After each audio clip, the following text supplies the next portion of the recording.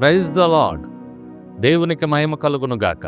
ప్రభునంతులరా, యేసుక్రీస్తు అతి పరిశుద్ధ నామములో ఈ వీడియో చూస్తున్నటువంటి ప్రతి ఒక్కరికి కూడా పాస్టర్ పునీత్ కుమార్ అయినటువంటి నేను నా హృదయపూర్వక వందనాలు తెలియజేసుకుంటున్నాను. ప్రభునంతులరా, చాలా సంతోషం. ప్రతి దినము కూడా ఒక మంచి విషయాన్ని మీ ముందుకు తీసుకురావడానికి దేవుడు కృప చూపిస్తూ ఉన్నాడు.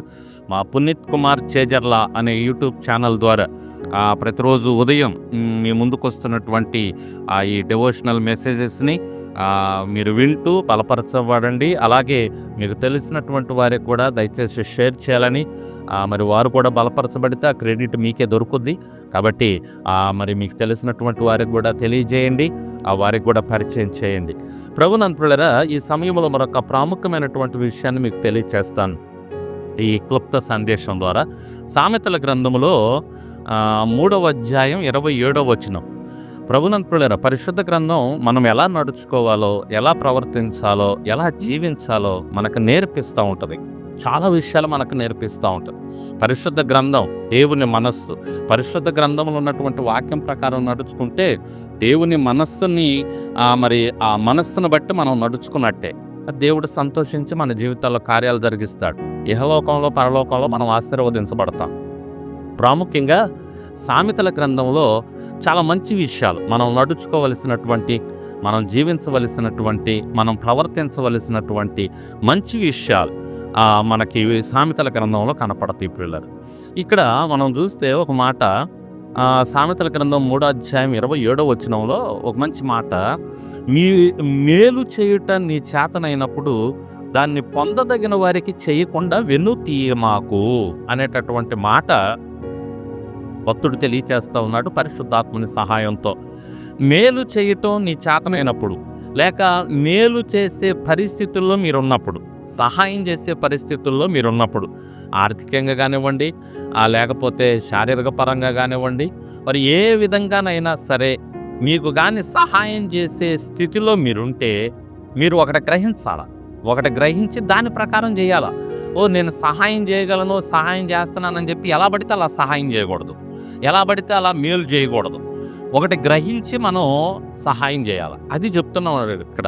అది ఏంటి అంటే మీరు సహాయం చేసే దానికి ప్రతిఫలం మీరు పొందుకోవాలంటే, మీరు సహాయం చేసినది అది చక్కగా వినియోగించబడాలి అంటే, అది చక్కగా అది దేవునికి ఇష్టమైనదిగా ఆ సహాయం ఉండాలి అంటే మీరు ఒకటి గ్రహించి దాని ప్రకారం చేయాలి అని ఇక్కడ భక్తుడు చెప్తున్నాడు.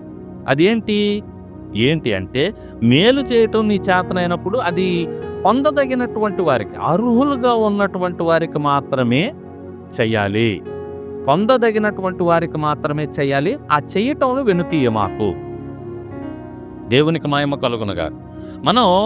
మన సహాయం వ్యర్థంగా వెళ్ళిపోతుంది పిల్లరా. చాలా సమయాల్లో వ్యర్థమైనటువంటి వారికి మనం సహాయం చేస్తూ ఉన్నాం. దానివల్ల మనకి ఎటువంటి ప్రయోజనం ఉండదు. ఫర్ ఎగ్జాంపుల్, అదేంటంటే మన సహాయం ఎవరికైనా చేసాం, ఆ సహాయం ద్వారా వాళ్ళు వ్యర్థమైనవి జరిగిచ్చారనుకో, రూపాయి ఇచ్చాం, దాని ద్వారా వాడు ఆ వ్యర్థమైనవి కొన్నాడనుకో, వ్యర్థమైనవి తాగాడనుకో, అప్పుడు అది నువ్వు చేసినటువంటి ఆ సహాయం వ్యర్థమే.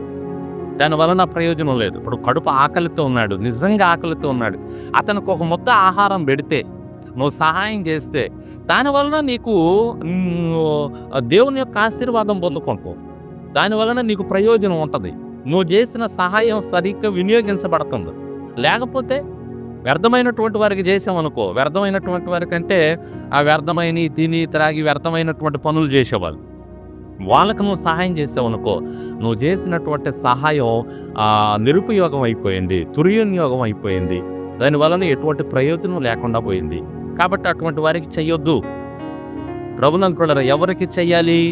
దానికి అర్హులుగా ఉన్నటువంటి వారికి, దాన్ని పొందదగినటువంటి వారికి మాత్రమే చెయ్యాలి. ఆ విషయంలో మనం వెనక తీస్తున్నాం. అసలు పొందదగినటువంటి వారికి మనం చేసే విషయంలో వెనక తీస్తున్నాము, వెనకడుగు వేస్తున్నాము. వ్యర్థమైనటువంటి వారికి మనం సహాయం చేస్తున్నాం. ఈ విషయాన్ని మనం ప్రతిసారి దృష్టిలో పెట్టుకొని ఏదో ఒక సహాయం మనం చేసే సమయం వస్తది, సందర్భం వచ్చినప్పుడు అది ఎవరికి చెయ్యాలి? అది అర్హులకా? అనర్హులకా? వారు అర్హులా? అనర్హులా? అని గ్రహించి చేయాలని ప్రేమతో కోరుకుంటా ఉన్నాను. మా ఆశ్రమంలో కూడా వృద్ధులున్నారు ప్రియులారా. వాళ్ళు మరి దగ్గరగా ఒక 20, 25 మంది మంచంలోనే ఉంటారు.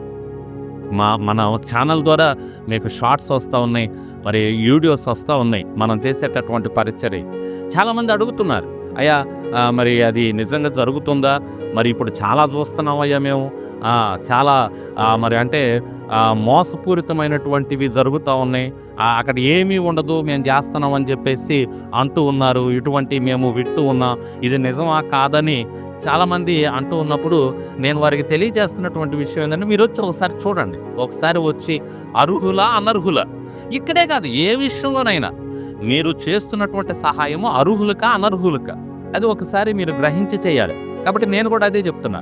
అర్హులా? అనర్హులా? ఒకసారి వచ్చి చూడండి. చూసిన తర్వాత నీకు అర్థమయ్యిద్ది.